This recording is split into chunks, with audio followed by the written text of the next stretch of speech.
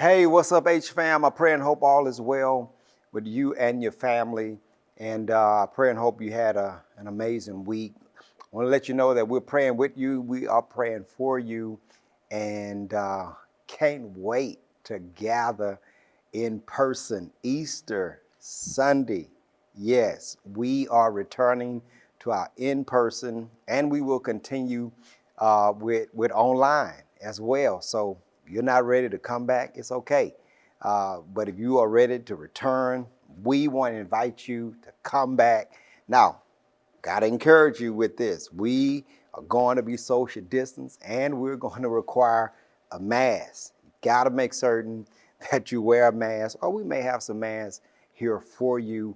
And you also have to RSVP for the service. And so it's going to be a great time for us to come back together to worship God. Remember, if you're not ready, we're going to accommodate you with our online experience. So let me conclude this sermon of this talk, love talks. I want to conclude this message today.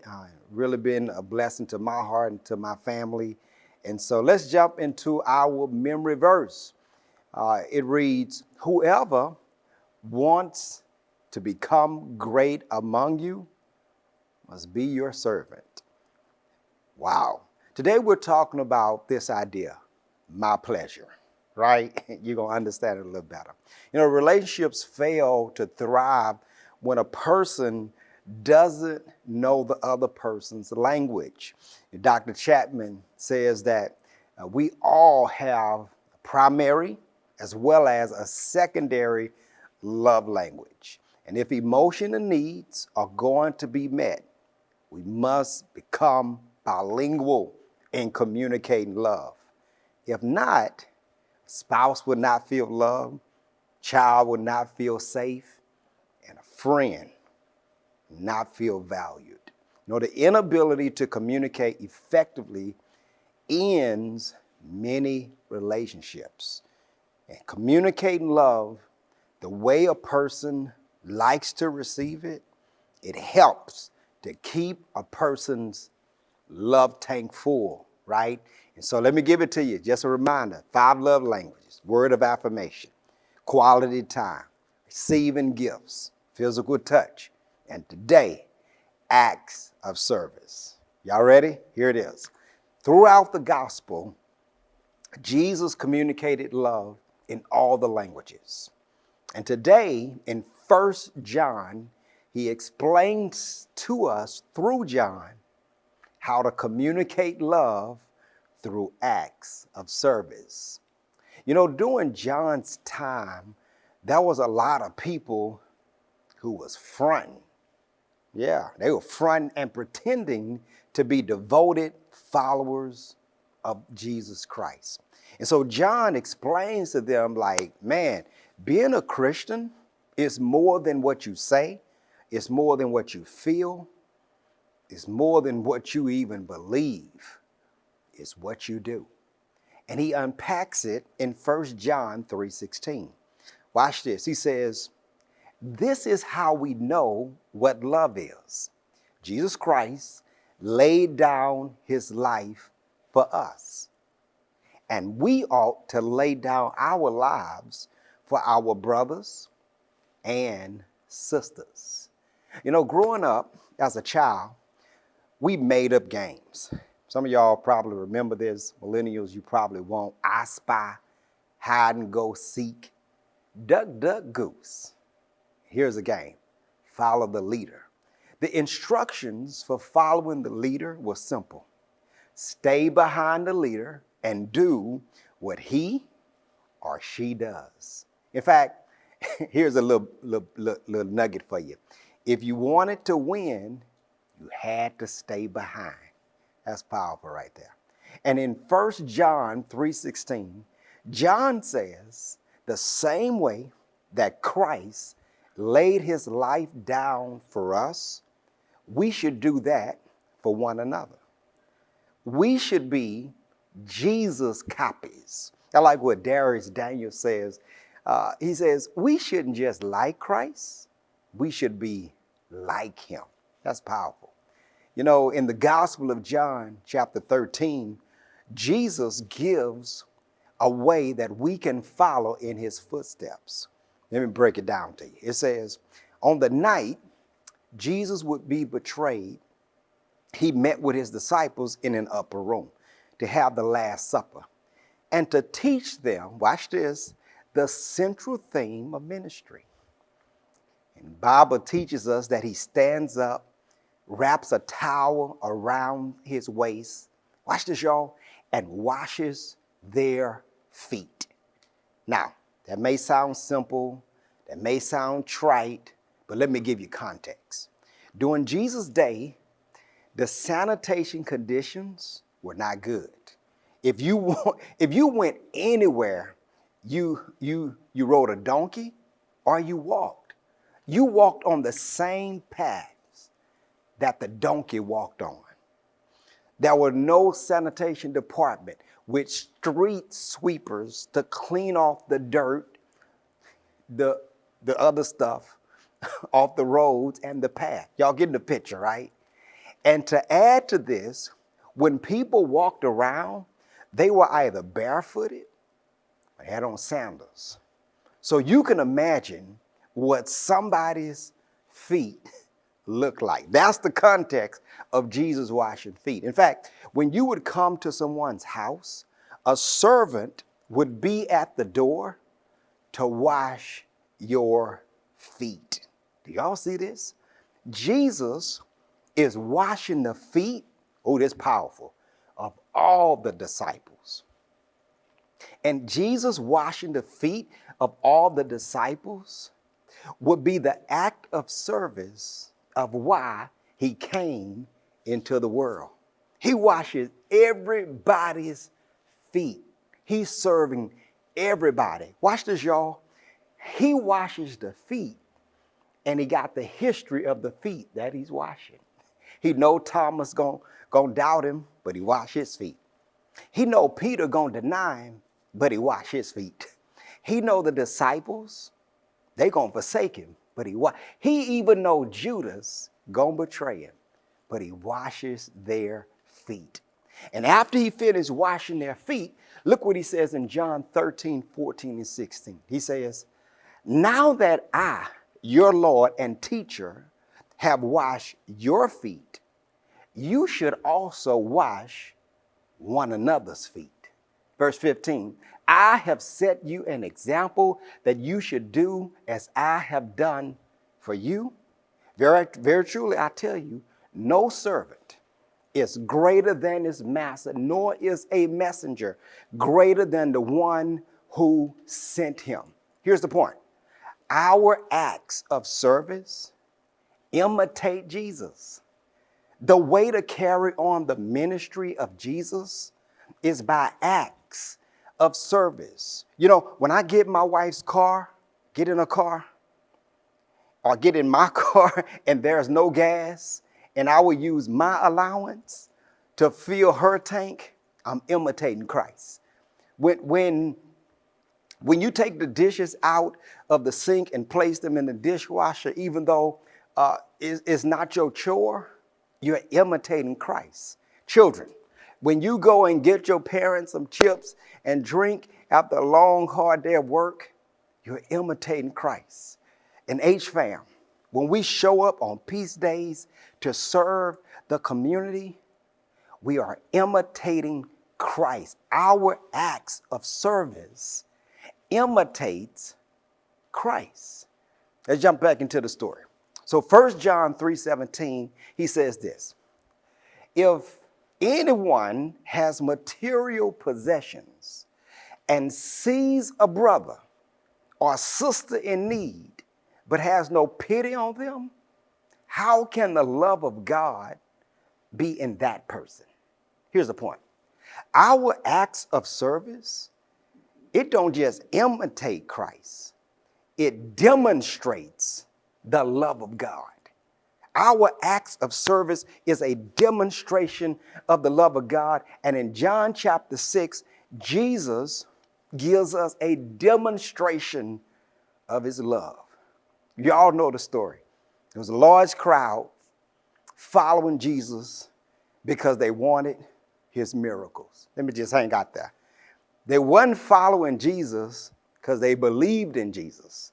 They was following Jesus because they wanted miracles. But can I bless you with something? This is just a little free. You don't have to believe Jesus to follow him. But if you follow him, you will believe eventually. So they following Jesus because of miracles, right?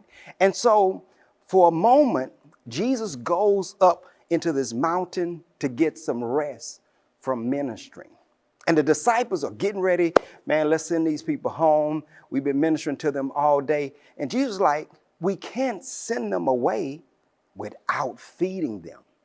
So he asked his disciples, where can we buy bread so these people can eat? And Philip answered in the story. He says, 200 denarii worth of bread wouldn't be enough, Jesus, to feed everybody. Then Andrew, Simon Peter's brother, was like, but there's a lad here who has 5 barley loaves and 2 small fish. But that's not enough. See, Jesus already knew what he was going to do. But he was just testing them to see if they would trust him. Can I bless you with something? Before there is a problem, God has already made provisions. He just wants to know, will you trust him? That's good. Jesus told them, have the people sit down in the grass. And then the Bible says he takes the bread, give thanks, right? And he began to break it. And here's the powerful piece. And he distributes it to the disciple. And the disciples gave it to the people who was hungry. And that day, through generosity of a lad and serving disciples, he fed 5,000 people, not including women and children. And the people left satisfied, and the disciples left with leftovers. God is a need meter. He could have opened the heavens and fed the people like he did in the Old Testament when he fed them with manna and quail for 40 years. Can I bless you with something? God wants us to use our lunch, our talents, our treasure, and our time to meet the needs of a hungry child, spouse, or community. Come on, y'all. Our acts of service amplify the love of Christ. Come on, y'all. Let's turn up. Come on, turn up. Let's turn up. Let's turn up the love of God by our acts of service. H-Fam, we're returning to in-person services on Easter. And in order to return safer and stronger, we need some waiters. We need people who are willing to demonstrate the love of Christ through acts of service. And if you're not comfortable serving in person, I challenge you to serve online. Because here's the thing. When we serve, the love of Christ is magnified. And people leave our presence with their physical, emotional, and spiritual needs met. Are y'all getting this? Let me wrap up the message. You know, on Sundays, my family and I try to commit to meeting in the family room for worship. And then we go over the discussion questions, right?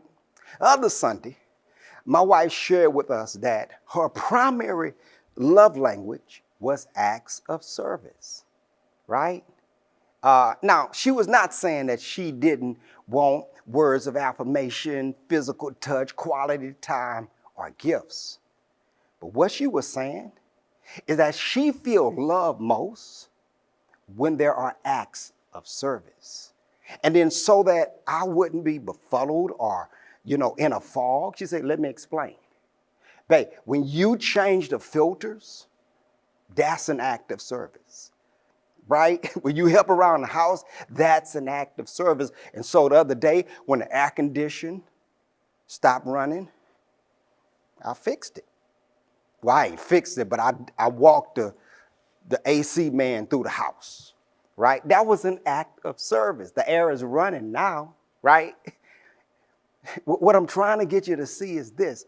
1 John 3:18 teaches us this powerful. Dear children, let us not love with words or speech, but with action and in truth. Oh, let me say that again. Y'all, let us not love with words or speech, but with action and in truth, because acts of service validate our love.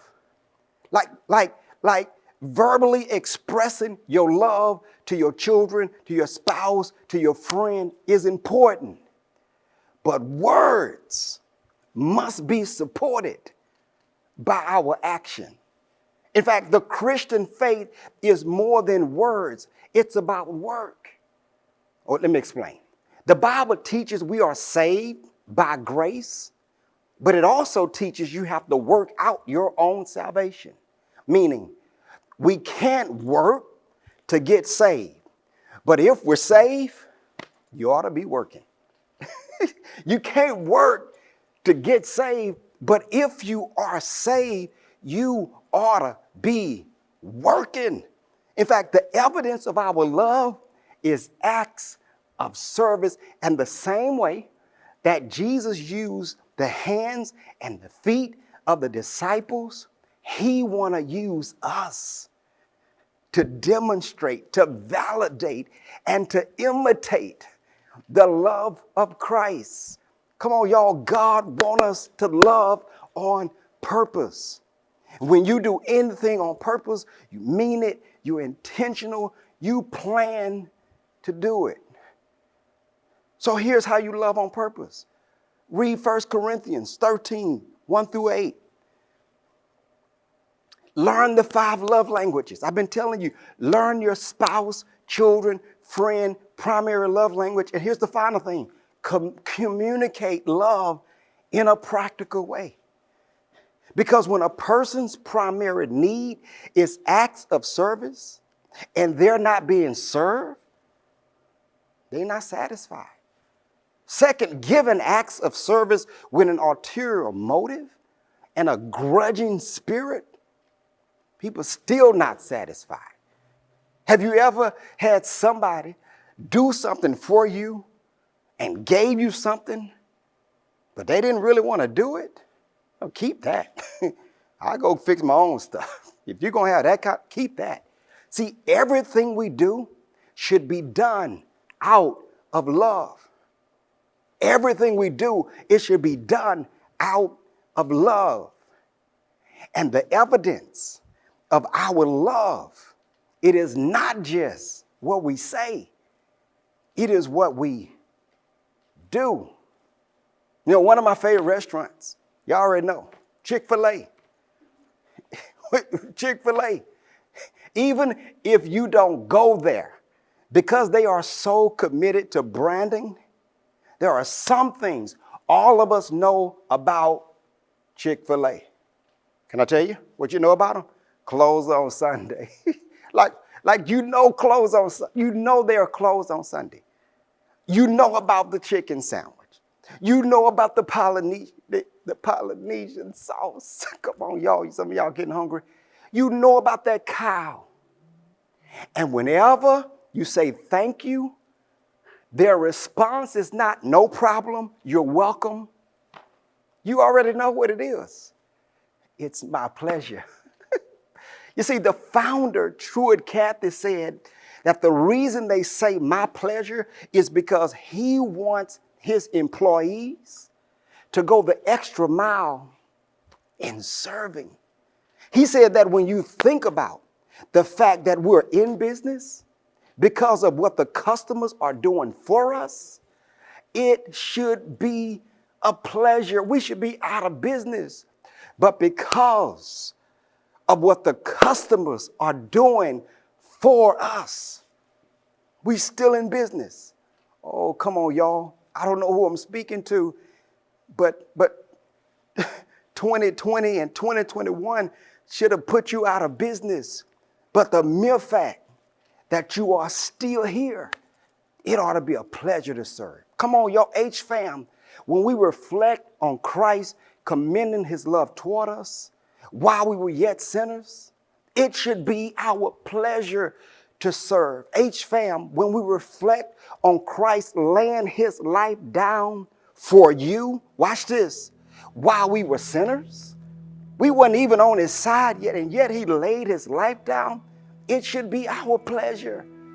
And when we think about the fact that God has kept us another year, pandemic, winter, storm Uri, it should be our pleasure to serve. Because when we serve, it amplifies the love of God. When we serve, it demonstrates the love of God. And when we serve, we're following the leader. Because Jesus says, I came here to serve. And I want to encourage you to make it a habit and a priority in serving your family, in serving your friends, and yes, signing up to be a part of an H team, serving in your church. Are y'all getting this? And today, Chick-fil-A, one of the top restaurants in the world, and they closed on Sunday. How you the top? How you at the top? How you at the top and you close on Sunday? I want to submit it's because serving is how you make it to the top. Jesus told his disciples, if you want to be great, you must first become a servant. Amen. There may be someone who's never accepted Christ, who's never given their life to him. And as we prepare to return back to service, you need a relationship with Christ. And you're asking, what do I need to do? Pray this prayer. Father, come into my heart. Father, I've sinned. I want to be saved. Pray that prayer. And not only do you need to pray that prayer and believe that Jesus Christ is the Son of God and that he died and rose with all power in his hand, you need to be a part of a body. You need to be a part of a local church where you can serve and you can be served. Join a church. Click that button. Wherever you are, join a church. Not only do you need to join the church, some of you've been seeing the emails. All these emails that we're sending out. Hey, we need 500. We need 500. I'm talking to you. God is pushing you. Who would have ever thought this message would be strategically positioned when we're doing the campaign on trying to get more servants? Because nothing happens accidentally. It is God's way of reminding you that he wants you to serve. And it ought to be a pleasure to sign up, to serve, to budget some time, to demonstrate and imitate and validate your love for Christ. And we do that by serving one another. Amen. Listen, I want you to spend some time going through the discussion, questions. I want you to join the H team. Hey, man, I love you so much, and I thank God for you. And this week, come on, y'all, use your lunch, use your talent, use your treasure, use your gifts, and let's make certain people leave our presence satisfied. God bless you.